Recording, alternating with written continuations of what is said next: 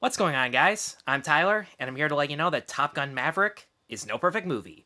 And in this film, Captain Maverick, once again played by Tom Cruise, has been purposely dodging a promotion in the past 30 years of his career so that he can remain a test pilot.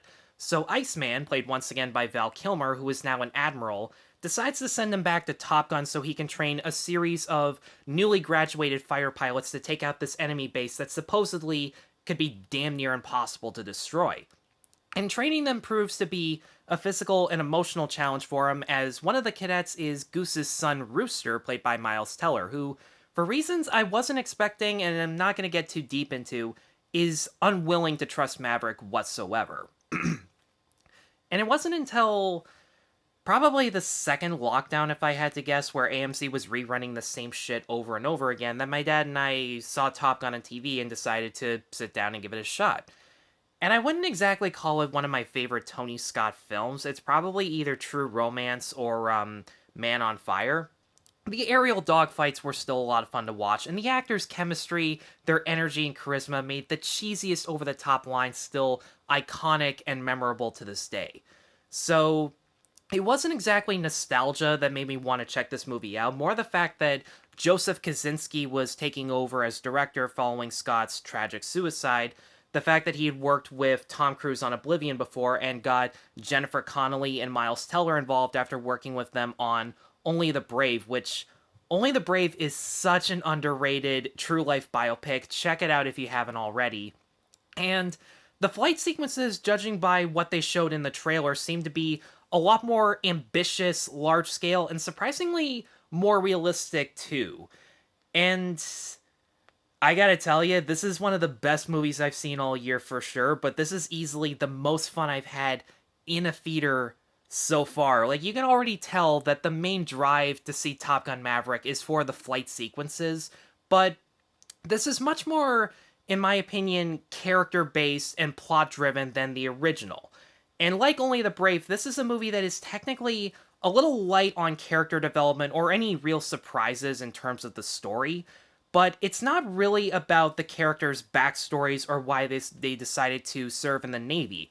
It was more about them setting aside the past, setting aside their personal differences against each other in order to work as a team. Because one thing that Maverick and these new cadets that he is tasked with training, one thing they all have in common is that they like to present themselves as extremely cocky and self-confident in their abilities and trying to one-up each other with roasts and insults. But once they start training, quite a few of them have to learn the hard way that they are all mutually responsible for each other's safety. If you fuck up one thing in this given mission, it doesn't matter if you make it out alive.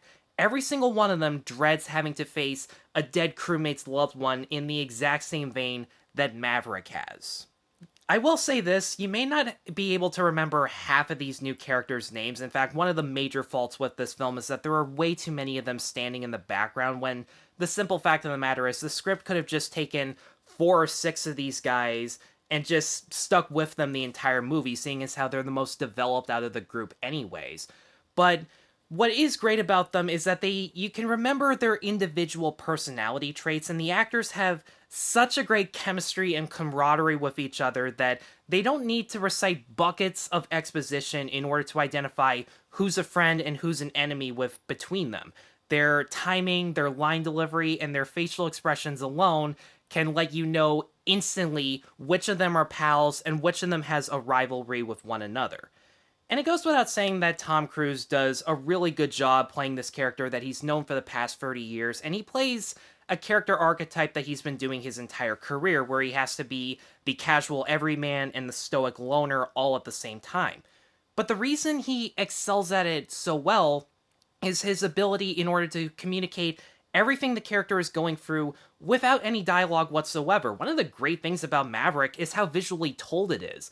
A lot of Maverick's most memorable and heartfelt scenes in this movie, particularly between his relationship with Rooster, a lot of these scenes are just Maverick observing something or someone, and the camera will show that person up in a close-up, and then it'll cut to Cruise reacting silently with as little emotion as he possibly can because he's trying to show no vulnerability whatsoever, and he pulls it off terrifically. In fact, that's the great thing about Kosinski. The more his career has evolved between Tron 2, Oblivion, and Only the Brave, he's become really excellent at using naturalism and minimalism in order to tell a great story purely through visuals first, dialogue second. This is a gorgeous movie to look at, and part of that comes from just the way Tom Cruise is able to communicate so much with so little.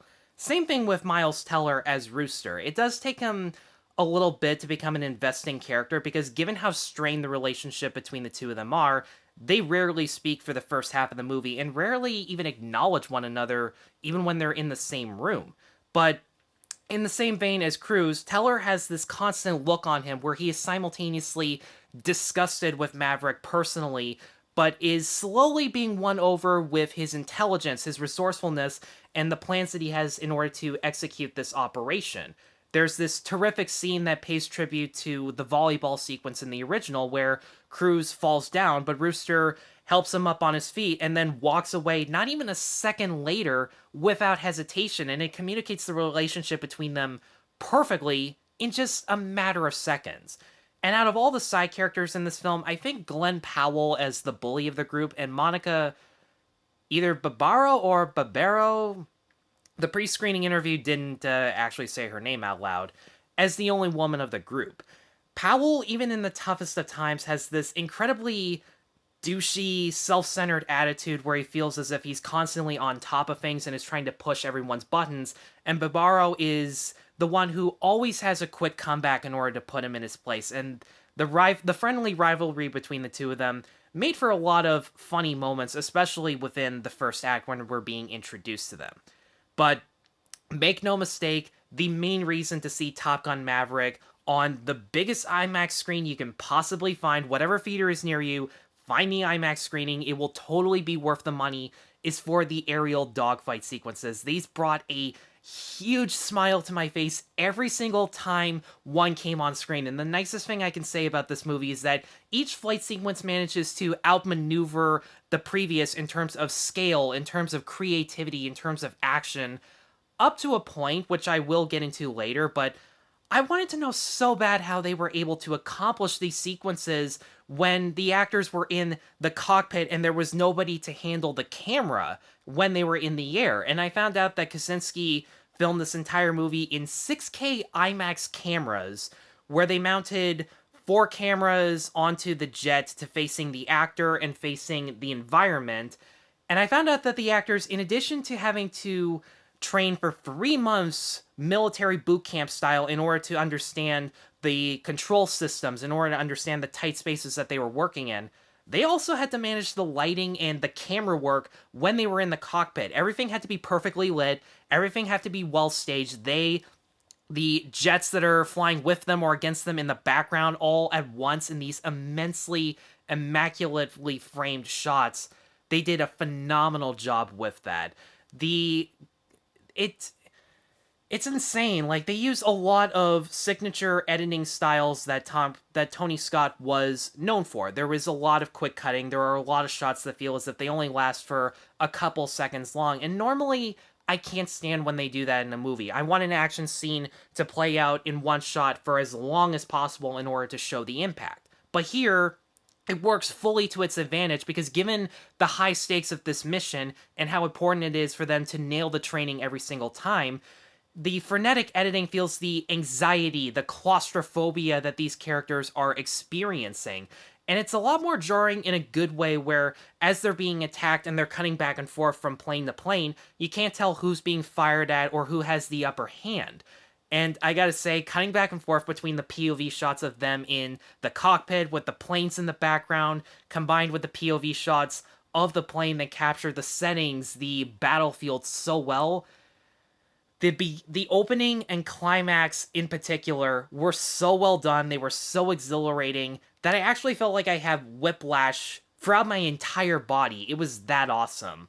The only real complaint I have about the flight sequences is that after the climax, which is bookended by something that you would expect to be the ending, and then you would expect a 5-minute epilogue afterwards, it then cuts to the aftermath of this one plane crash where, long story short, there are a couple characters who have survived, and it goes on for another 20 minutes that honestly felt unnecessary, and it felt like it needed to serve as kind of a happier ending for this movie than I think it really needed to. But at the same time, the characters who were in danger, I wanted to see them get out alive, and it was worth sitting for those extra 20 minutes, regardless of the fact that you know full and hell well how it was going to end.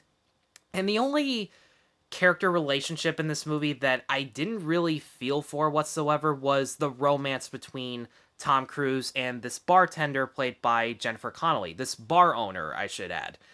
And it's not Jennifer Connelly's fault. She does great work as usual. And I do like that the two of them have a realistic love-hate dynamic where she knows for a fact that he is reckless in his behavior and it's going to affect him and her and everyone else around them. But at the same time, he's so charismatic. He's so genuine when he tries to be a good person. And she knows for a fact that he's willing to make up for any mistakes he had done in the past, that she's willing to give him another chance. I do like that about the relationship, but she as a character is just too generic. If I were to sum her up real quickly, it's single mom. And, like, there's nothing wrong with being a single mom. It's just the way it's presented in this movie just feels bland and generic and something that you've seen 1,000 times before.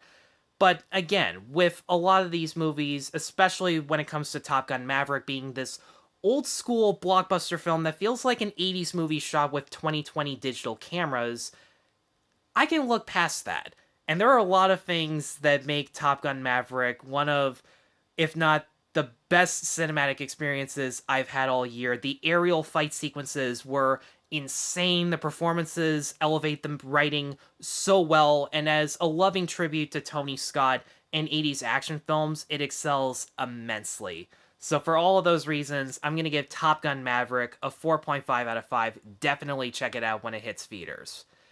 Guys, thanks as always for watching. If you have seen Top Gun Maverick, let me know in the comments below what you thought of it. Which one do you prefer more, the first or the second one? Because I'm really curious to see how many people are going to be on certain sides. I'm looking forward to seeing how that plays out. Be sure to let me know in the comments below. Be sure to stay tuned for more reviews, and be sure to like and subscribe. Take care.